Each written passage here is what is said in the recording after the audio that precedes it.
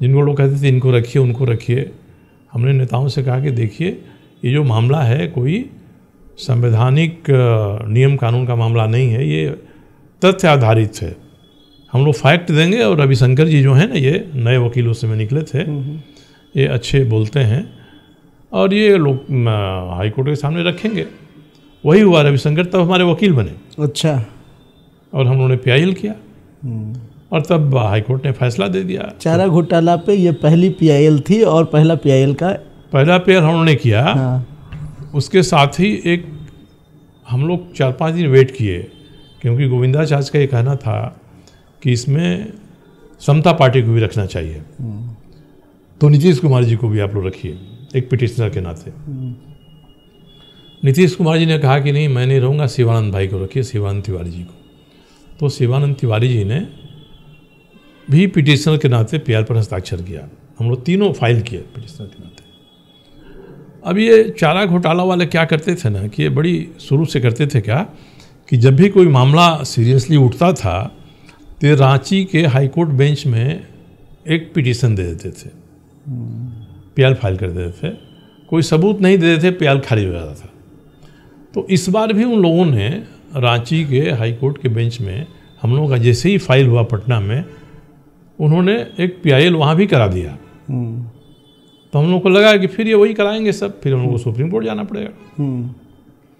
तब ललन सिंह जी हैं, विष्णु पटेल हैं, ये लोग सब लोग मिलकर तय हुआ कि हम लोग रांची हाई कोर्ट बेंच में एक अलग PIL फाइल करें। तो वहाँ एक अलग PIL फाइल किया। भाजपा की तरफ से भी वहाँ बाबूलाल मरांडी को उसमें पिटिशनर बना के एक और PIL फाइल हुआ वहाँ। और हम लोग का ही प्रयास हुआ कि हम लोग रांची की जो हाई कोर्ट की बेंच है उसको ये कहें कि पटना में हम लोगों ने एक पिटिशन फाइल किया है, इसलिए इस पिटिशन को आप भेज दीजिए, सब पर एक साथ पटना में विचार हो, जो मुख्य बेंच है उसमें। और उसमें अग्रवाल साहब थे वहाँ जस्टिस, उन्होंने हम लोगों की बात से कन्विंस होके और उस मामले को भेज दिया यहाँ। ये सब एक साथ आ गए, नहीं तो फिर जो चाल चले थे पुष्पालन घोटालाबाज फिर सफल हो जाते। तो 2 पिटिशन मुख्य रूप से थे, एक हम लोगों का था, मैं सुशील मोदी, शिवानंद तिवारी, और एक भाजपा के महामंत्री थे जसोदानंद सिंह, और दूसरा ललन सिंह विष्णु पटेल, इन लोगों का मामला था। तो ये दोनों पिटिशन साइड बाई साइड चले। हम लोगों की तरफ से वकील थे रविशंकर प्रसाद, और समता पार्टी की तरफ से वकील थे PK शाही, जो आज की डेट में एडवोकेट जनरल हैं बिहार सरकार में।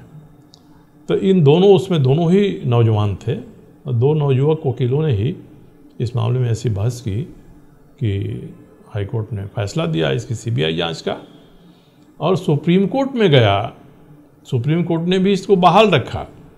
अब देखिए, कई बार होता है